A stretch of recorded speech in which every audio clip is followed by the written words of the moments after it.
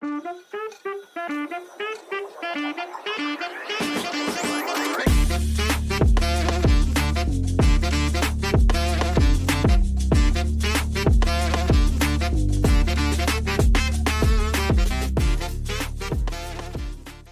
देर पहले आपने जिक्र किया था कि खुदा ना खास्ता भी हमारी इंटरव्यू के दौरान कोई बंदा आता है, आपको शूट करता है और मैं कोई एफआईआर कराता हूँ उसकी ऑफेंस की, तो जो मैंने एफआईआर करवाई है अपने नाकिस नॉलेज के अंदर, आपकी बेगम आपके घर वाले उससे सेटिस्फाई नहीं होते, तो क्या अब वो इसी मुकदमे की कोई नई एफआईआर करवाएंगे? बहुत इंटरेस्टिंग क्वेश्चन है। और अगर आज से 3-4 साल पहले आप मेरे से ये सवाल करते तो मैं इसका जवाब कहता जी बिल्कुल ऐसे ही हो सकता है। If they are not satisfied तो वो एक नई एफआईआर करवा दो। और उसकी क्लासिक एग्जांपल मोहतरमा बेनज़ीर भुट्टो शहादत जो उनकी हुई थी लियाकत बाग के अंदर, उसकी मल्टीपल एफआईआर्स हुई। फिर मीर शकील रहमान केस है, multiple FIR, Meena Malik case है, बहुत मल्टीपल एफआईआर्स हुई। But I don't recall this exact citation, but somewhere around 2018, very famous Sughra Bibi case, जिसमें सुप्रीम कोर्ट ऑफ पाकिस्तान के अंदर आसिफ सईद खान खोसा साहब ने जब वो जजमेंट लिखी तो उन्होंने बड़ा इंटरेस्टिंग, क्योंकि आपको पता है मेटाफोरिकल राइटिंग के अंदर he was expert in that, तो उन्होंने कहा कि अगर लेजिस्लेशन का मकसद मल्टीपल एफआईआर्स का दर्ज करना होता तो 154 में कभी भी वर्ड एफआईआर नहीं होना था, सिर्फ होना था या टेर होना था, यानी second information report, third information report, या फिर उसके बाद फोर्थ इंफॉर्मेशन रिपोर्ट, तो वर्ड है वो एफआईआर। सो एक मुकदमे की आफ्टर सुगरा बीबी केस, एक मुकदमे की सिर्फ एक ही एफआईआर हो सकती है। सो इस वजह से जैसी एफआईआर आपने लिखवाई है तो मेरे घर वालों को उसी पे सेटिस्फाई होना पड़ेगा कि एक ही एफआईआर होगी। बट उसकी अगर आपने रीसेंट पास्ट में कोई एग्जांपल देखनी है तो बहुत ज्यादा सोशल मीडिया एक्टिविस्ट लोग थे जिनके ऊपर अभी एफआईआर वगैरह हुई थी, सेडिशन की और ये वो सारी क्रिमिनल कॉन्स्पिरेसी वगैरह की, तो आपने देखा कि वो सारी की सारी नॉकडाउन इस बात हुई थी कि कंटेंट एक जैसा, एलिगेशंस एक जैसे और डिफरेंट जगहों पे एफआईआर हुई थी। That was a clear cut violation of Sugra Bibi case, जिसकी वजह से उनको बहुत बेनिफिट मिला। I don't know who advised the government to do that, but वो बहुत उनको बेनिफिट मिला इस चीज का कि वो एफआईआर खड़ी नहीं रह सकती। सो सुगरा बीबी के बाद अब सिर्फ और सिर्फ एक मुकदमे की एक ही एफआईआर। सर काइंडली इसी टॉपिक के साथ साथ सुगरा बीबी केस का जिक्र किया है, तो इसी के साथ साथ क्रॉस वर्जन को भी थोड़ा एक्सप्लेन कर। सुगरा बीबी केस के अंदर आसिफ सईद खान खोसा साहब ने जजमेंट ऑफर किया, उसमें लिखा उन्होंने कि अगर आप समझते हैं कि जो आपके ऊपर जिन्होंने हमला किया है दर हकीकत वो पार्टी ये समझती है कि आप लोगों ने उनके ऊपर हमला किया है, तो आप एक एप्लीकेशन दे दें इन्वेस्टिगेटिंग ऑफिसर को जिसके अंदर आपका क्रॉस वर्जन लिखा जाएगा। सो अगर क्रॉस वर्जन एक्सेप्ट हो जाए तो वो दूसरी पार्टी भी मुलजम बन जाती है, उनको भी जमानत लेनी पड़ती है। सो इस वजह से बहुत सारे ऐसे केसेस भी हैं कि जिसके अंदर मुद्दई turn out to be accuse person. So Sughra Bibi case के बाद अब जो सारा मैकेनिज्म है वो एक एफआईआर नंबर के नीचे होगा, तो उसके अंदर कोई भी मुलजम बन सकता है और कोई भी उसके अंदर मुद्दई बन सकता है। सो क्रॉस वर्जन केस ये होता है कि जहां पे आप अलेज करते हैं कि नहीं सर हम मुलजम नहीं है, हमारे ऊपर इन्होंने हमला किया है, तो इसके अंदर ये हमारे मुलजम है। सो वो क्रॉस वर्जन उस कैटेगरी के अंदर आ जाता है कि जी एक प्रोसिक्यूशन वर्जन है, क्रॉस वर्जन है, और फिर कोर्ट वैल्यूएट करती है इस बात को डिटरमिन करने के लिए who were the assailants and who were assailed upon. So इस चीज को डिटरमिन करते हैं। सर कई जगह पे ऐसा भी होता है कि मुल्जिमों को पता ही तब चलता है जब एफआईआर कट जाती है या जब उनको अरेस्ट कर लिया जाता है। तो जब एक एफआईआर कट गई है तो कितनी देर के अंदर आप क्रॉस वर्जन की एप्लीकेशन दे सकते हैं, और जब आप दे देते हैं तो क्या एफआईआर का मतन दोबारा से लिखा जाएगा या उसी एफआईआर के अंदर इंक्वायरी? उसी के अंदर देखिए, इन्वेस्टिगेशन का काम ही है ना, कलेक्शन ऑफ एविडेंस, मैटर्स को कलेक्ट करना, फैक्ट्स को ढूंढना। अगर इन्वेस्टिगेशन में ये बात आ जाए कि नहीं ये जो एप्लीकेशन मुल्जमान ने दी हुई है ये ज्यादा सही एप्लीकेशन है, तो वो मुद्दई और गवाहों को मुल्जम डिक्लेयर कर सकते हैं और उनके खिलाफ कार्रवाई हो सकती है, उनको भी फिर बेल करवानी पड़ेगी वंस उनका क्रॉस वर्जन एक्सेप्ट हो जाता है। सो ये जो बात समझाने वाली है ना वो यही है कि अब जो कुछ होगा एक ही एफआईआर नंबर के नीचे रो, अनटिल अनलेस कि वो जाके कोई अपनी एलिगेशंस को चेंज करके, पार्टियां कुछ ऐड उड करके कहीं और जगह एफआईआर करवा दे तो that's a different debate. Otherwise अगर उसी इंसिडेंट है, वही मुल्जमान है, वही पार्टियां हैं, तो फिर एक ही एफआईआर के नीचे सब कुछ होगा। सर इसमें एक सवाल ये भी निकलता है कि आप जब क्रॉस वर्जन की एप्लीकेशन पुलिस स्टेशन में देते हैं, वो पुलिस ऑफिशियल जो है, इन्वेस्टिगेशन ऑफिसर जो है, आपकी क्रॉस वर्जन की एप्लीकेशन एक्सेप्ट नहीं करता, तो क्या उसमें 22 से 22B का खिलाफ होता है? 22 से 22B, उसके बाद इस्तिगासा, दोनों रेमेडीज आप अवेल कर सकते हैं। ये तो हरगिज कहीं नहीं लिखा हुआ ज़ाब्ता फौजदारी के अंदर कि ये सिर्फ और सिर्फ मुद्दई के लिए रेमेडीज है। ये रेमेडीज है क्यों? उसके लिए भी है क्योंकि जो प्रिंसिपल्स ऑफ नेचुरल जस्टिस है वो बाइफरकेट नहीं करते कौन मुद्दई है कौन मुल्ज़म है, वो दोनों के लिए बराबर है। तो बिल्कुल आप वो रेमेडी अवेल कर सकते हैं। बिल्कुल ठीक। सर क्रिमिनल लॉ के अंदर जब हम एफआईआर को डिस्कस कर रहे हैं, सबसे ज्यादा जो इम्पोर्टेंस दी जाती है वो एफआईआर पढ़ने को दी जाती है कि एफआईआर पढ़ना भी एक आर्ट है जो आपको प्रैक्टिस के साथ आता है। तो स्टूडेंट्स हैं और यंग लॉयर्स हैं, एक एफआईआर जब उनके पास आती है तो उन्हें किन किन बातों का ख्याल रखना पड़ता है और किस तरीके से एफआईआर को स्टडी करना पड़ता है? अच्छा, सिंस हम इस पूरी की पूरी सीरीज और इस टॉपिक का जो आज का हमारा है, इसका discussion he culmination of a criminal case है, तो ये बात याद रखिएगा, राइटली और रॉन्गली, एक फौजदारी मुकदमे का जो बैकबोन है वो आपकी एफआईआर। एफआईआर को पढ़ना भी एक आर्ट है, एफआईआर को डाइसेक्ट करना भी एक आर्ट है, और so much so I would say कि एफआईआर को लिखना भी एक आर्ट है। अच्छा, मैंने 3 दफा आर्ट का जिक्र किया, उसकी वजह यह है कि अगर आप सुपीरियर कोर्ट्स के फैसले देखें तो बहुत सारी ऐसी चीजें मौजूद होनी चाहिए आपकी एफआईआर के अंदर ताकि आपको मैक्सिमम रेमेडी मिल सके। और इन केस ऑफ फौजदारी वकालत, बिलखुसूस कत्ल के मुकदमे में मैक्सिमम रेमेडी एक मुद्दई के लिए या विक्टिम के लिए या डिसीज के लिए सजाए मौत है मुल्ज़िम के लिए। सो अगर आपने मुल्ज़िम के लिए सजाए मौत लेनी है तो फिर कानून शहादत का आर्टिकल 71 बड़ा रेलिवेंट बन जाता है, oral evidence must be direct. इस वजह से उस रोशनी में देखा जाए तो ये सबसे ऊपर कुछ कॉलम्स है और फौजदारी वकालत में इन कॉलम्स की बहुत इंपॉर्टेंस है। सबसे इंपॉर्टेंट, सबसे बड़ी बात, एफआईआर का नंबर आ जाता है क्योंकि इनिशिएशन ऑफ केस से लेके उसके फाइनल सुप्रीम कोर्ट तक नंबर रियली मैटर्स। देन उसके बाद आपका आ जाता है तारीख और वक्त हुआ कि जिस वक्त ये इंसिडेंट हुआ, उसके बाद आ जाता है तारीख और वक्त एफआईआर कि जिस वक्त ये एफआईआर दर्ज की गई। अब बेसिक्स के लिए, क्योंकि आपकी ऑडियंस वो फ्रेश ग्रेजुएट्स है, बेसिक्स के लिए हमें ये सिखाया जाता था कि आपने ये देखना होता है दोनों में डिले कितना है, और ये जो डिले है sometimes it really matters a lot, sometime it doesn't. So ये वेरी करता है ऑफेंस के साथ और एलिगेशन के साथ ये डिले प्लॉजिबल है कि नहीं है। Again it's the art of advocacy कि समटाइम्स वो प्लॉजिबल नहीं भी होता, लॉयर अपनी स्किल से उसे प्लॉजिबल बना लेता है, और समटाइम्स वो प्लॉजिबल होता है लेकिन लॉयर अपनी स्किल से उसे इम्प्लॉजिबल बना लेता है। सो ये एक बहुत इंपॉर्टेंट चीज होती है। फिर उसके बाद इस चीज को देखना पड़ता है कि ये वक़ुआ किस जगह पे हुआ है, वहां से और पुलिस स्टेशन का डिस्टेंस कितना है। अच्छा, ये सब कुछ जो किया जा रहा है ये मुद्दई की बोनाफाइड और मेलाफाइड को मापने के लिए किया जा रहा है कि अगर आपके 2 फुट के ऊपर पुलिस स्टेशन है, आधे किलोमीटर के ऊपर पुलिस स्टेशन है, 5 घंटे का डिले है, 6 घंटे का डिले है, तो मतलब ये हुआ मुद्दई had the opportunity to deliberate upon the occurrence कि मैंने किस किस को फिट करना है इसके अंदर। क्योंकि अगेन वही बात आ जाती है कि हमारी कोशिश होती है कि जब जो हमारे मुल्ज़मान है फिर पूरा का पूरा खानदानी रोपन किया जाए, तो या मुकदमे के अंदर इम्प्रोवाइजेशन लाई जाए कि हमने क्या क्या चीजें पूरी करनी, या वकील से कंसल्ट करके पूछ ले जाए कि लिखना है। सो ये उसकी मेलाफाइड और बोनाफाइड को डिटरमिन करने के लिए ये वाला फेज, बहुत ये जो कॉलम्स का फेज है ना, दैट इज वेरी इंपॉर्टेंट। फिर एक इसके अंदर कॉलम है जो ऑफेंस इनकॉर्पोरेट किया गया है एफआईआर के अंदर, वेरी इंपॉर्टेंट। मेरा अपना जाती ये मानना है कि लॉर्ड मैकाले ने जब पाकिस्तान पीनल कोड को लिखा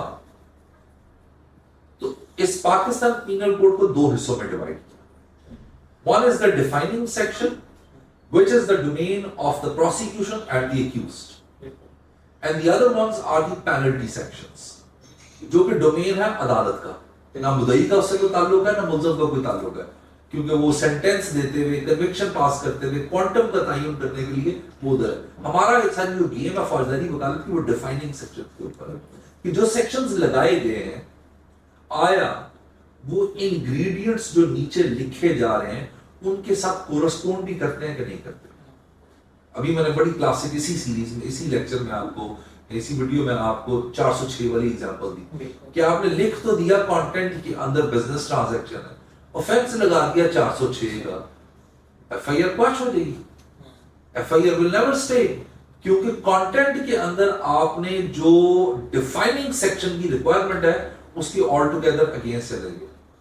एलिगेशन आपने जो है कंटेंट के अंदर जो लगाया हुआ है वो आपने कत्ले शबीहन का लगाया, कत्ले खता का लगाया और एफआईआर 302 के तहत रजिस्टर हुई है। सो इस वजह से उन सेक्शंस की बहुत इंपॉर्टेंस होती है। अच्छा, अब जो कंटेंट्स हैं इसके अंदर डिफरेंट व्यूज हैं इसको अंडरस्टैंड करने के लिए, डाइसेक्ट करने के लिए। मेरा अपना जाती ये ख्याल है, तो जिस तरह मुझे सरदस्त बात याद आ गई शेख इम्तियाज साहब की, he was the legend when it comes to कानून शहादत।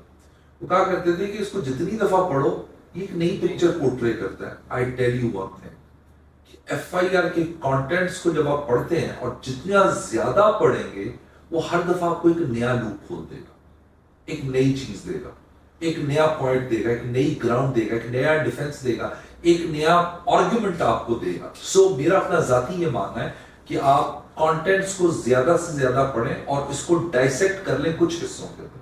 First majority of the cases के अंदर जो फर्स्ट पोर्शन ऑफ एफआईआर होता है ये इंट्रोडक्टरी होता है कि मैं कौन हूं, कौन क्या है, किसने क्या किया।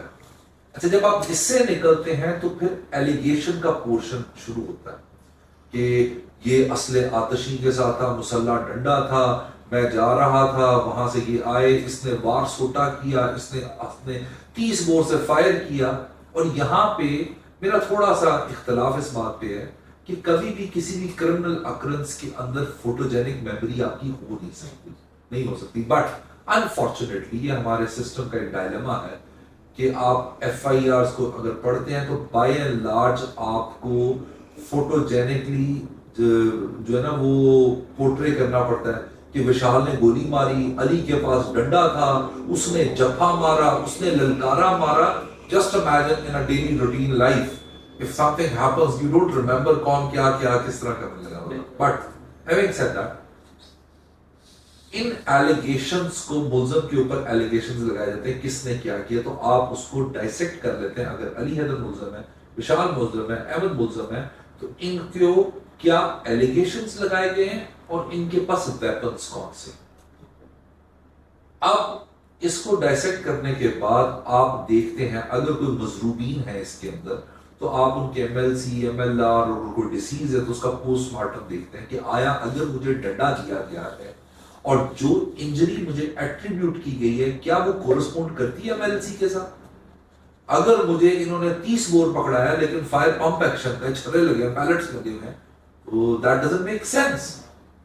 सो इस वजह से आप इन सारी चीजों को देखते हैं उस एफआईआर को अंडरस्टैंड करने के लिए। एंड ट्रस्ट मी कि मेरा बहुत छोटा सा एक्सपीरियंस है, it's I don't know it's right और wrong but it is the reality. और वो ये है कि मेरे वालिद साहब कहा करते थे it's quite unfortunate but Pakistan में ना मुद्दई 100% सच्चा होता है ना मुल्ज़िम 100% गुनहगार होता है। इम्प्रूवमेंट्स, पैडिंग और ये गलत बंदों को रोप इन करना ये हमारा कल्चर का एक खासा है जिसकी वजह से प्रोसिक्यूशन को भी नुकसान होता है और समटाइम्स डिफेंस को भी नुकसान होता है। सो इस वजह से ये तमाम की तमाम चीजें जिनको आप डाइसेक्ट करके और जो एविडेंस होती है जो पुलिस ने कलेक्ट की हुई है उनको वे इन और वे आउट करके यू मेक योर आर्ग्यूमेंट कि आपका केस क्या है। और मेरा अपना जाती ख्याल है कि एफआईआर को मल्टीपल टाइम्स पढ़ने के बाद आपका डिफेंस दिमाग में तैयार हो जाता है। और कुछ ऐसे डॉक्यूमेंट्स होते हैं जिसका इस वीडियो में मैं जिक्र नहीं करूंगा, लेकिन हर फौजदारी वकील की एक्सेस होती है उस डॉक्यूमेंट के ऊपर।